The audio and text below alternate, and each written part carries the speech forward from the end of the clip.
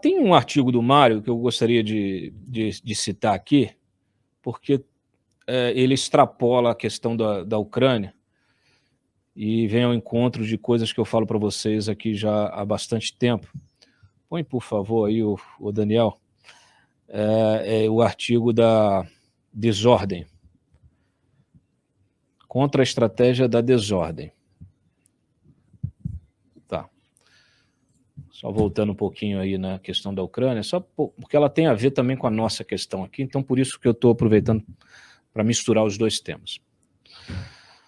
Bom, escreve o Mário aqui. No mesmo dia em que Vladimir Putin reafirmou, por meio dos seus capachos que negociam o inegociável, que suas tropas só saem do território ucraniano, onde cometem toda sorte de barbaridades, se Kiev inventar uma cláusula constitucional que impeça o país de aderir à OTAN e à União Europeia, a presidência francesa do bloco anunciou que foi aberto o procedimento para analisar as candidaturas da Ucrânia, Geórgia e Moldávia a membros plenos da União Europeia. Tá? Todos os 3 países fizeram o pedido formal depois da invasão, a hora em curso.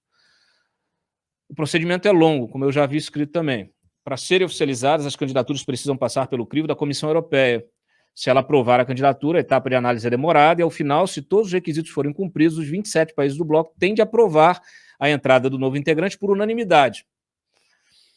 Não é simples, né? Então, de qualquer forma, a decisão de hoje mostra que a Europa está unida em torno da Ucrânia e dos demais países ameaçados por Moscou. E que a estratégia da desordem terá como resposta o restabelecimento da lei internacional no leste do continente. O termo estratégia da desordem foi cunhado por Isabelle Mandrot e Julien Theron, autores de Putin, La Stratégie du Désordre, lançado no ano passado. Justamente, Putin, a estratégia da desordem. O livro é uma amostra, entre tantas, que a invasão da Ucrânia, sob o falso pretexto de dar um basta ao que seria o expansionismo da OTAN e defender a minoria de língua russa dos nazistas de Kiev, estava mais do que prevista. Né? Os autores resumem a estratégia da desordem da seguinte maneira, abre aspas, ele se autoriza, Putin, né, se autoriza a enunciar inverdades com desenvoltura, mesmo que se contradiga a fim de semear confusão. Então agora eu abro parênteses aqui. Ele, entre parênteses, Bolsonaro, se autoriza a enunciar inverdades com desenvoltura, mesmo que se contradiga, a fim de semear a confusão. Vou falar de novo agora, trocando o personagem mais uma vez. Ele, Lula, se autoriza a enunciar inverdades com desenvoltura, mesmo que se contradiga a fim de semear a confusão. A dissociação entre a verdade considerada como acessória e uma representação edulcorada profundamente política permite também se nivelar aparentemente realidades demasiado amargas.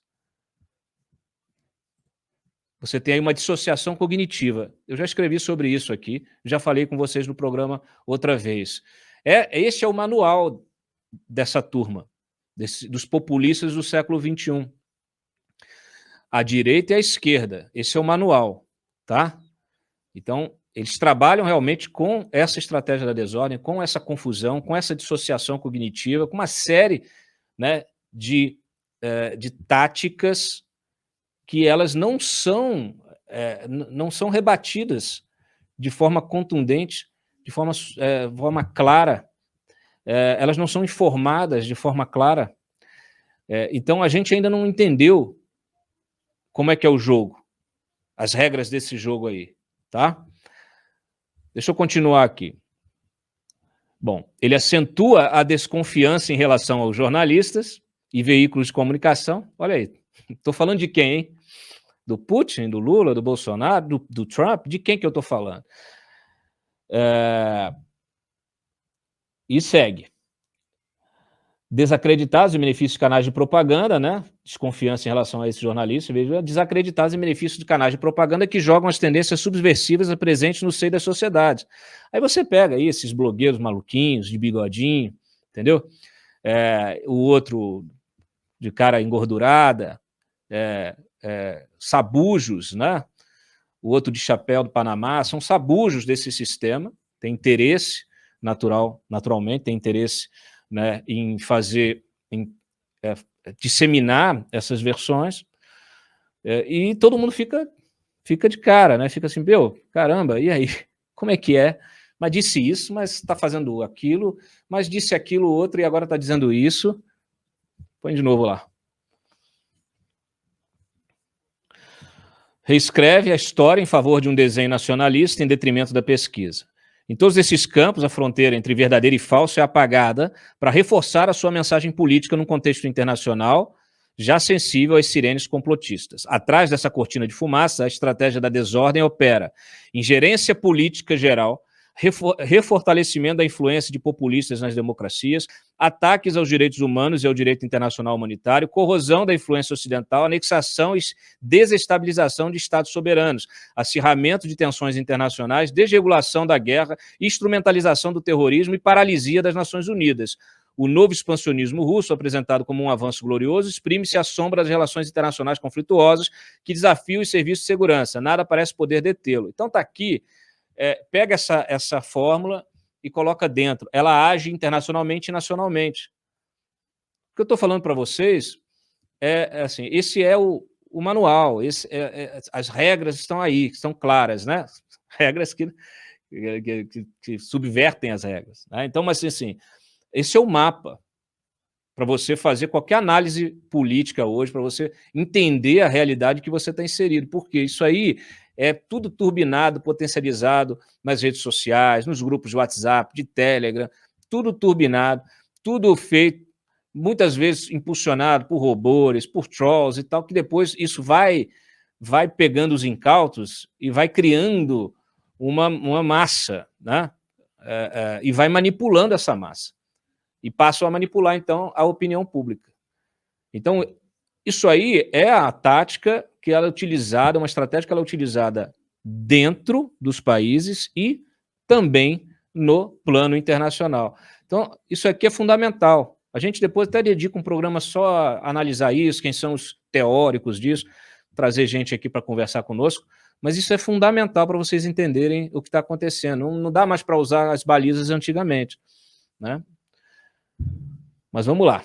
Só terminar aqui com a observação do Mário. É possível, contudo, impedir Vladimir Putin de continuar com a sua estratégia da desordem. Os limites do seu sistema já estão dados de acordo com Mandroy Teron. Aí ele só pode superá-los sendo extremista. E ele só pode superá-los sendo extremista. A inação dos outros é que permite que Putin ultrapasse as fronteiras. A inação nossa interna também, aqui em relação aos nossos líderes de pesquisa. Isso deixou de ser apenas em sentido figurado faz tempo, desde a invasão da Geórgia em 2008. A comunidade internacional, abre aspas novamente, peca frequentemente por falta de vontade política, de determinação estratégica, de utilização das mesmas ferramentas de integração da segurança coletiva. Mas o limite mais complicado para Putin ainda é a sua própria população. Mesmo depois de 20 anos sob seu chicote, a sociedade russa não renunciou à democracia, dizem os autores. A união destemida das democracias em torno do restabelecimento da ordem internacional é a única saída.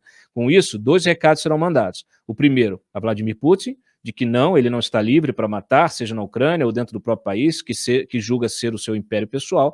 E o segundo, aos russos, que ainda têm medo do ditador, de que as nações do mundo livre estão ao lado deles, de que a servidão voluntária a mais esse tirano produzido pela Rússia pode ter fim. A abertura do procedimento de entrada da Ucrânia, Geórgia e Moldávia na União Europeia deve ser saudada como ato de força nesse sentido.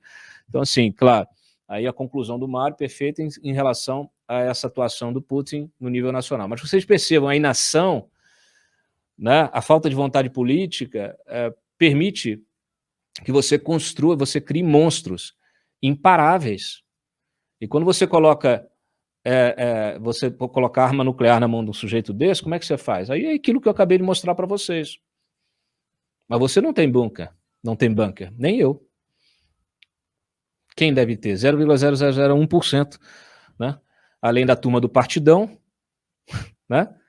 Os bilionários. Fora que destruição completa do planeta, né? Então, assim, é surreal a gente estar discutindo isso. É surreal a gente estar verificando essa realidade. É surreal. Às vezes você tem que ler 2, 3 vezes para falar, pô, peraí, isso é sério? Não, não é possível. Não, isso deve ser fake news. Mas é a verdade. Então, assim, reparem como é importante que vocês despertem do sono profundo. E vocês despertem outras pessoas e as pessoas passem a enxergar o que está acontecendo e o processo em que elas estão inseridas e como isso é manipulado. Gente, é manipulação pura, total, interna e externa. Por isso que você vê, né, quem se levanta contra um sujeito como Putin e quem passa pano. Tá? Quando tem Lula, Bolsonaro, que em tese deveriam estar em opostos, né, em campos opostos, passando pano para o Putin, você entende por quê? Porque todos eles, de alguma maneira, né, parece que nós temos aí o Lula já tinha demonstrado nos governos dele essa fixação que ele tem, né, essa simpatia, essa empatia que ele tem com o ditador. Ver as entrevistas dele, falando do Saddam, falando do sujeito, do ditador da Líbia, me fugiu o nome dele agora, aqui, o Gaddafi, né? É inacreditável. E aí, e tem os fatos, né? Não é só simpatia pessoal. O sujeito vai lá, perdoa dívidas bilionárias, faz empréstimos que depois se revertem em calotes, novos calotes, faz infraestrutura nesses países todos, cria um sistema. Gente, isso tá isso é tão desconectado de uma sociedade aberta, democrática, né, de Estado de Direito.